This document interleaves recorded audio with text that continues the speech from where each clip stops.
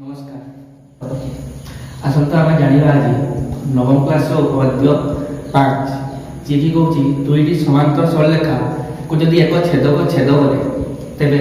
प्रत्येक जोड़ा एकांतर कोण समान। दुईटी समांतर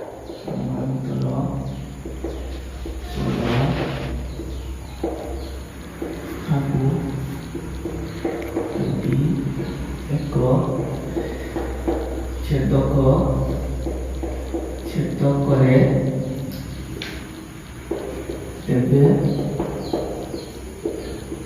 प्रत्येक एकांतर कोण समान।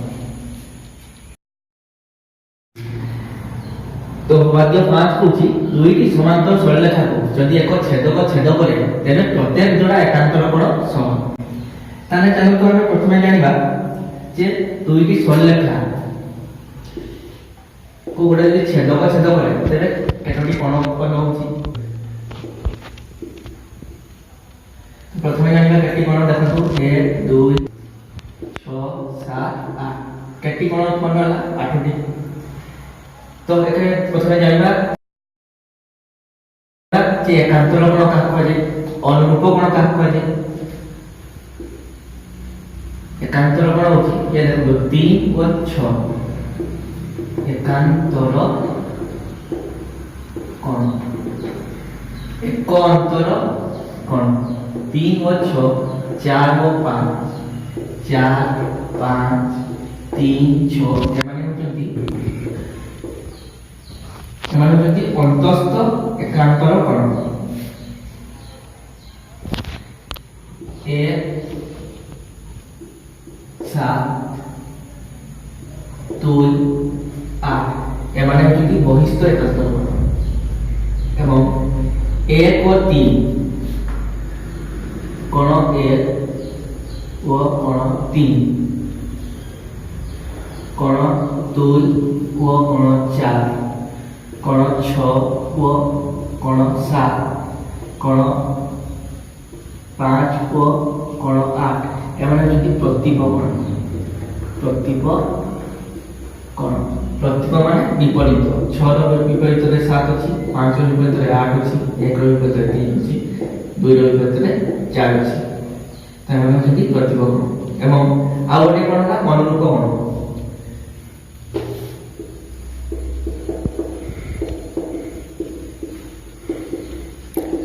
अनुरूप कोण होची 2 व 5 2 व 5 3 व 7 1 व 6 1 6 4 व 8 एमाने होती अनुरूप कोण। तार उपपाद्य 4 रे जानिछे जे जदि समांतर सरलरेखा दुईटी समांतर हेबे एवं ताकू गोटे छेदक छेद करिवो तेबे ताकर अनुरूप कोण दुईटी प्रत्येक जोड़ा अनुरूप कोण समान हेबे 1 2 3 4 5 6 7 8 तेबे ए दुईटी सरलरेखा समांतर एवं ताकू एक छेदक छेद करे तेबे प्रत्येक जोड़ा अनुरूप कोण समान। आमे उपपाद्य 4 रे यहा जानिछे एवं आम जानिछे गोटे सरलरेखा को यदि गोटे छेदक छेद करे तेबे उत्पन्न होतबा चारोटी कोण मध्यरु प्रत्येक जोड़ा विपरीत कोण समान। तेबे एही प्रतीप कोण एवं अनुरूप कोण को नै एही उपपाद्यटी को पाठ करियो। तो आम जानिछे उपपाद्य प्रमाणित करिया पय आमे चारोटी समानुपाती गति ग्रुप प्रथमटी लाघुत्व सेकेंडटी प्रामाण्य एवं आवश्यक यदि पड़े अंकन करिबा लास्ट प्रमाण।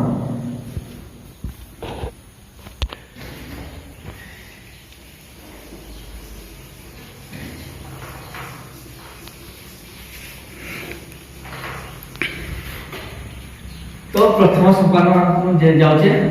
दत्त कोन कहिछि दुईटी समांतर सरलरेखा को जदि एक छेदक छेद करे तेबे प्रत्येक जोड़ा एकांतर कोण समान। दुईटी सरलरेखा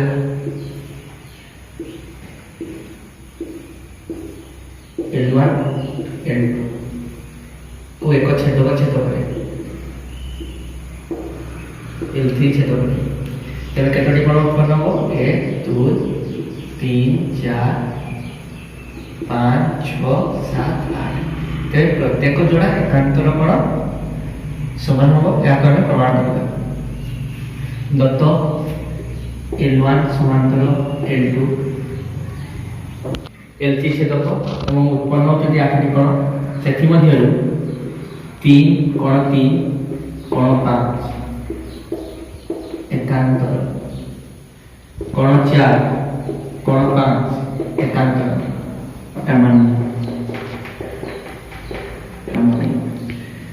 প্রমাণ କରିବାକୁ ପଡ଼ିବ ଯେ কোণ 3 ସମାନ কোণ 5 কোণ 4 ସମାନ কোণ 6 তো এই উপপাদ্যটা কୌଣସି ଅଙ୍କନ ଆବଶ୍ୟକତା ନାହିଁ ତେଣୁ ଆମେ ସେଇ ସମାନଟିକୁ ସ୍କିପ୍ କରିକି ସିଧାସଳଖ ତାର ପରବର୍ତ୍ତୀ ସମାନ ପ୍ରମାଣକୁ ଆଦେଇବା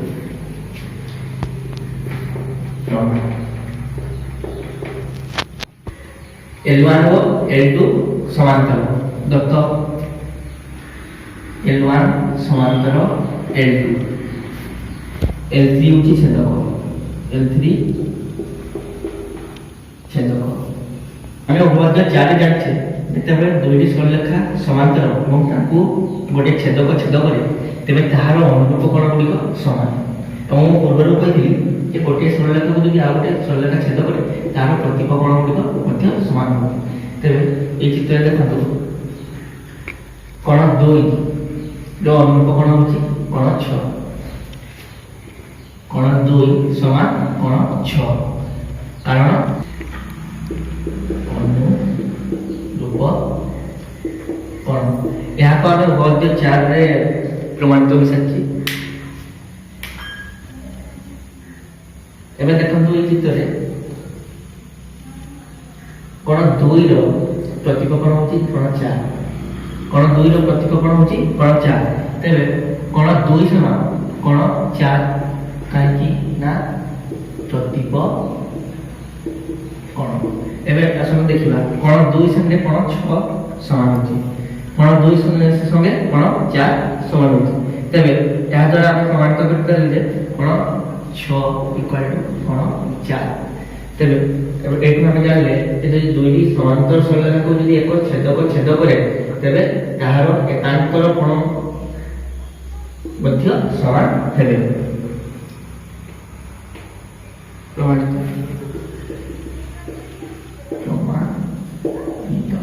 এইপরি আমি প্রমাণ করিপারিবা যে অন্য একান্তর কোণ গুলিক মধ্য সমান হবে।